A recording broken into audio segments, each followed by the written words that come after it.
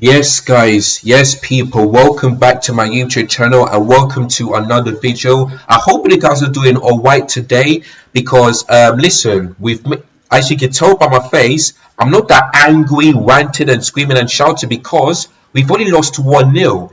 And I thought we were going to get embarrassed by City today, but we only conceded one. And let me tell you something, yeah, Chelsea really this season don't get really battered, Liverpool's worst defeat this season was against Man City 4-1. Man United's worst defeat so far this season was 7-0. For Arsenal, it was 4-1 against City. For Tottenham, it was 4-2. And for Man United, it was 6-3. So Chelsea are the only team to not really get battered. Like, we barely concede. Like, I don't remember the last time this season where we conceded 4 goals. Like, I can't remember because we only conceded 1, 2, or 3, but not more than that. So I would have thought that Man City would definitely batter us and give us Chelsea the worst defeat so far in the Premier League, but that didn't happen. So that's why defensively, sometimes we're bad, but many other times we'll be alright. When it comes to the final third, I'm taking our chances. That is where we're not good enough. That's where you can see us losing more games than we've won and then we draw. That tells you, that just sums up Chelsea this season. So yeah, I'm going to get to those in just a minute. But before I get into that, I want to say big up to all the new subscribers, all the new, the new candidates that's been watching the live stream. Candidate, Majestic, who else? Billy Random Clips, the regular. Thank you so much for watching. All of you for watching, and for those of you that didn't comment but watched the stream, thank you so much. And yeah, so if you like this stream, make sure you like this video by giving this video a thumbs up in the below. Make sure if you are new, hit the subscribe button below, hit the bell notification so that never miss any of our YouTube content. Make sure you click the share button so that you guys can give your thoughts and opinions in the comments below, and let me know if you agree or disagree of everything I said for this match reaction. So yeah, make sure you guys do that one. Right, guys, Man City are about to do the trophy celebration, so I'm not going to miss that one. But let me just quickly tell you guys the lineup for today's game. So Chelsea's lineup looks like this. We have the back. Our starting lineup looks like this. We started with a 5-3-2, and their one looks like this. We had Kepa Arrizabalaga in goal, Chalobah playing as a left centre back, Thiago Silva in the middle, Fofana as a right centre back. Then we had Lewis Hall as a left wing back, Loftus-Cheek and Enzo Fernandez as the two pivot, the two number 8, Azpilicueta as right wing back. Then we had Conor Gallagher as a central attacking midfielder, then Sterling on the left and Kai Havertz on the right as the two up top. Now looking at this lineup here, it was good. I mean, the lineup was okay since we didn't get battered, but there's some things I didn't get. Why is Dacia Fofana not getting a chance? It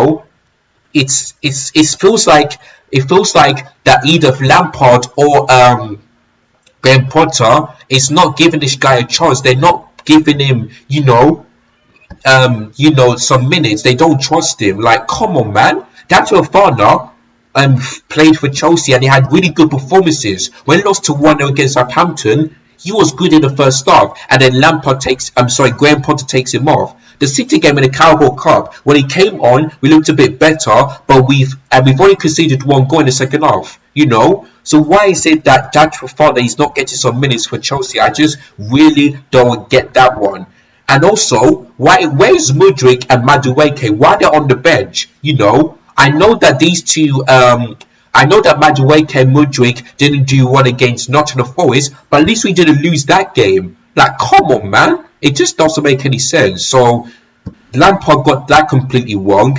In the back three, I just knew that Chalobah would be starting, but for me, he had a really poor game. And Dennis Akawa, like, come on, man. I wanted to see the partnership of Enzo and Dennis Akawa since Kovacic's look been bad and N'Golo Kante has got an injury, so I really don't get that one. I just really don't. But yeah, and I think that's it.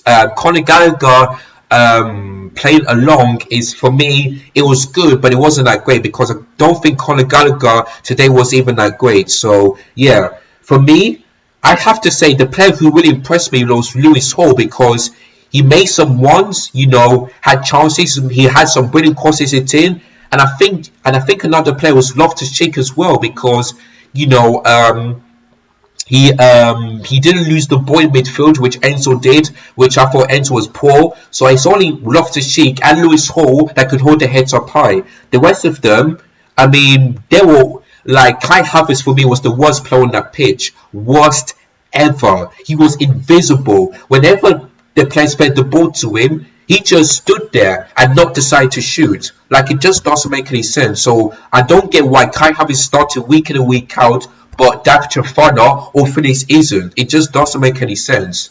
Like, this is where Lampard got it wrong.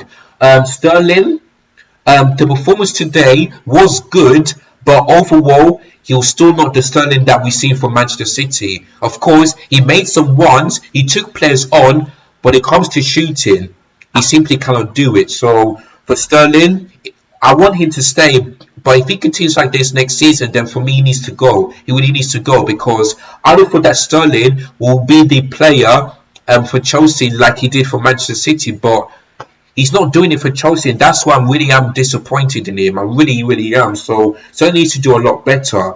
As for the Quetta was terrible. Just keep on falling down. Just keep on, not concentrating on the ball. And yeah, so I don't think it was that great.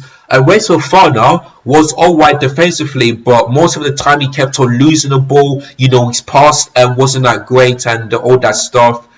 Who else? Thiago Silva looked a bit poor, to be honest with you, because whenever Man City go into the final third, we gave so many players too much space every single time. And I keep on saying this, when we give players too much space, you know what's going to happen. They're either going to score or not, So we're lucky that from 0 to 30 minutes, it could have been 2-0, 3-0, and it could have been the same thing in the Carabao Cup, but we're only lucky that it's 1-0 to City, so that's the only positive I can take. But other than that, we still lost, but I'll take that result. At least we're the only team, the only Big Six team that doesn't get battered this season, so there we go.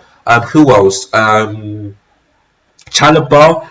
Haven't seen that much of him, but I thought he had a decent performance, so yeah, kind of blame him. Kepa, I feel like him and Mendy should go, because for Kepa, I feel like he should have saved that goal. Like that ball, yeah, was so was so close to him. Like, you can see that he nearly touched it, but he couldn't manage to keep that one out. So to me, I cannot blame Kepa for that goal, but that's why to me, him and Mendy needs to go, because when it comes to saving, he just cannot do it. Look at Ortega, yeah? Every time he plays for Chelsea, guess what? He doesn't concede. He don't. FA Cup, 2-0, didn't concede. Carabao Cup, 4-0, didn't concede. 1-0 today, yeah? He's not playing the Carabao Cup or the FA Cup or the Champions League. He's playing the Premier League, and he still keeps a clean sheet against Chelsea. If I wish Ortega could come to Chelsea, because he'll be a far better goalkeeper than Kepa or Mendy. Far better.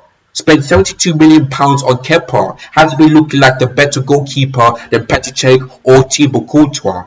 Mendy, I don't know what's happening to him. Before the Carabao Cup, he was the best goalkeeper in the world, winning men's goalkeeper award, African Cup of Nations, Champions League, FIFA Club World Cup. He was becoming the best goalkeeper in the world, but then after that, he's starting to fall down a bit. So I'm not sure what's happening to Mendy. Come on, man, as a goalkeeper, keep your performances up. Yeah, just keep it up. Yeah, don't feel tight, just keep it up. That's how you be the best goalkeeper in the world, such as Thibaut Courtois, Edison, Alisson, Petr Cech, Manuel Neuer. All of these goalkeepers are the greatest goalkeepers of all time. So I don't get why Mendy and Kepa just cannot keep this consistently. They made a mistake, then they do well. They made another mistake, then it's just not good enough, man. Seriously, it's just not good enough. So for me, Kepa and Mendy just needs to go. They really need to go.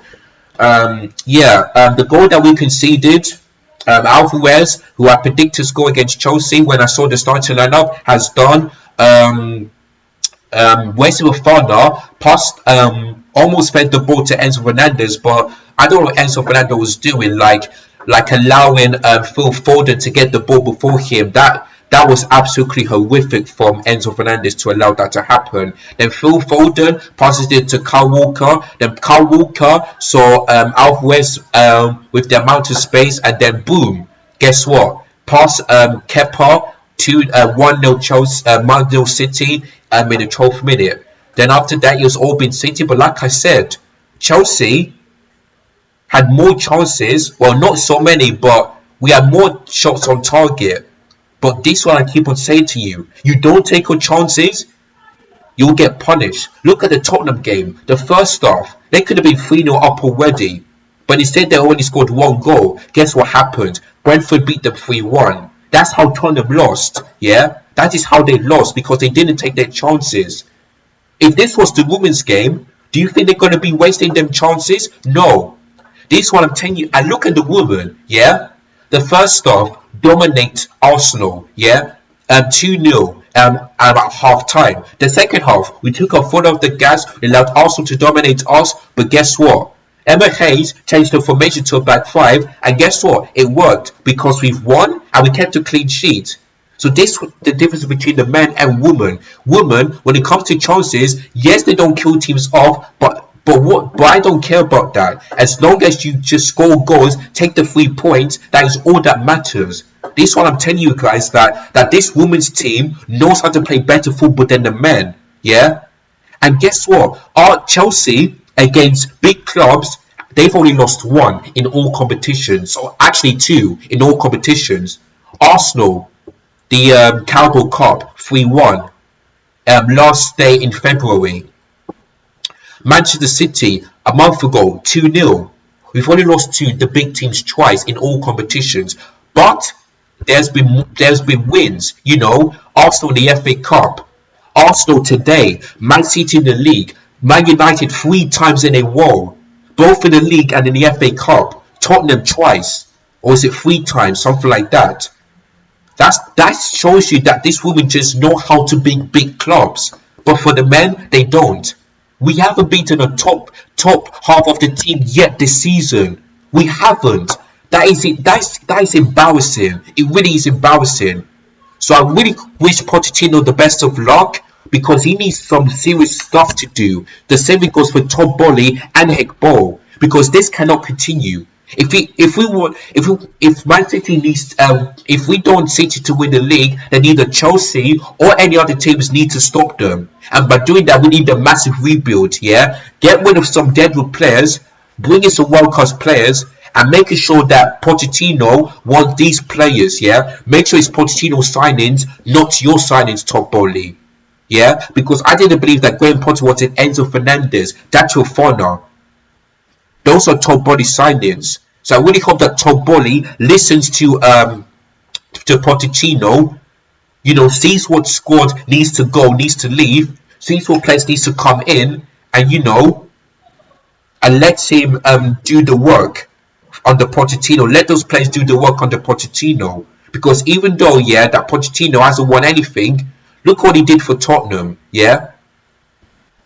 Even though he didn't win anything, he got really good. He developed the best young squad and got them playing really good football. That's exactly what I want Pochettino to do for Chelsea, in order for us to challenge, like be in the top 4 and challenge for the title. Because the last time we done that was 6 years ago, and ever since then we didn't really challenge for title, because we always in the top 4 ways rather than, you know, securing top 4 and being in the title ways. We haven't done that.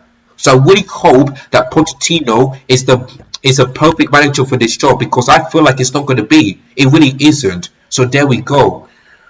So we need a massive review. So yeah, Chelsea, they had chances, but we just cannot kill them. Like Conor Gallagher hitting the post and then straight at the goalkeeper. Sterling, goalkeeper, straight to the goalkeeper so many times, you know, and being offside. Kai Havertz, the same thing, you know, getting to the positions but can't take a shot. Always offside, you know. Lewis Hall attempts straight at the goalkeeper. Like, we've got some brilliant players, but when it comes to the final third, we are terrible. That's why you see us conceding more goals here than we score. We concede more goals than we score, which is unbelievable. Chelsea women scored 63 goals, when for the men they scored 33. If there was more leagues, if there was more teams in the WSL, I think Chelsea would have scored more. Chelsea would have scored more than 63 goals. I assure you, because we got so many world-class players, such as Lauren James, Gil Whiten, Sam Kerr, Frank Kirby. We got so many world-class players in our squad, but for the men, it's only Thiago Silva and that's it. It's only Thiago Silva that's world-class. Maybe you can add in Reece James too, but the rest of them, we haven't got any world-class players in our squad. World-class means consistently. These players will have a good game, then after that, the next one off. The next one off. That is not what world-class is. That is not what it is. So for next season, we need players here who continue their performance consistently so that they can be titled as world-class. Because look at Erling Haaland. He is world class. Same thing goes for De Bruyne, Rodri, John Stones, Jack Grealish, Phil Foden. All of these players are world class because they do this consistently. Yes, sometimes they fell off and don't perform well, but most of the time you'll see them do it consistently. That's what makes them champions every single time. So for Chelsea to do that, we need some players who are like the Man City players, who knows how to play performances every single day and do this consistently. That's why we can title some of these Chelsea players as world class. So there we go. So Todd Boehly, you got, and Matteo Pochettino, you got a big summer ahead. I hope you know what you're doing, and I hope you get this right, because if we don't, that's the only way Chelsea are going to next challenge for the title. It's going to be a long time, it really is. So there you go. So we need some thinking to do. We really do need some thinking to do. So yeah, there we go. Right, guys. That's the end of this match reaction. I mean, you can tell that I'm disappointed that we've lost, but at least we didn't get battered. So 1-0 loss to City, I'll take it. And this feels like last season. Stamford Bridge, we've lost 1-0. Their last season lost 1-0. The same thing this season. So my goodness me, I mean, I feel like, yeah, that's what I'm telling you. Defensively, sometimes we're like this, but most of the time we're like this. But when it comes to scoring, we're always like this, yeah? And this is not the first time I've seen this. We've seen this under Graham Potter, Thomas Tuchel, Frank Lampard, all of these managers. This is why we need a massive rebuild, yeah? We need some players who knows how to score and who knows how to kill teams off. That is how you win games, win trophies, and challenge for the title. That is how you do it. So this is what I'm telling you. We need to fix up from the top to the bottom, because it still stinks and it's still rotten. So there we go. Right, guys. So I hope you found this video useful and interesting. And if you did enjoy this video, give it a thumbs up below. Don't forget, if you're new, click the subscribe button below, hit the bell notification so that I never miss any of our YouTube content, and make sure you click the share button so that you guys can give your thoughts and opinions on today's game, and let me know in the comments down below whether you agree or disagree with everything I said. So before I end this video, Chelsea, I'm proud of you. You may have lost, but you didn't get battered, and you gave 110% out there, so well done. But you'll still share when it comes to the final third. And a massive congratulations to City, who have won the Premier League 3 times in a row, a 3-peat, a treble in a row. So that's their first trophy done. Could they win 1 down, 2 to go? Could they do it? We should wait and see from now until the end of the season, which is June the 10th. So yeah, good luck to City and Pep Guardiola and all those players, and he included the fans too. So well done to them, they deserved it. So yeah. Right, guys, got to go. Hope you have a lovely weekend. I'll catch you guys very, very soon. Hopefully tomorrow, if I'm not that busy. If not, then I'll catch you guys later on this week when I'll be talking about the Manchester United game and all that stuff. So make sure you guys don't miss that one. Right, guys, have a great weekend. Look after yourselves. Take care. Have a great day. God bless you. Peace. I'm out of here. Thank you so much for watching. Thank you.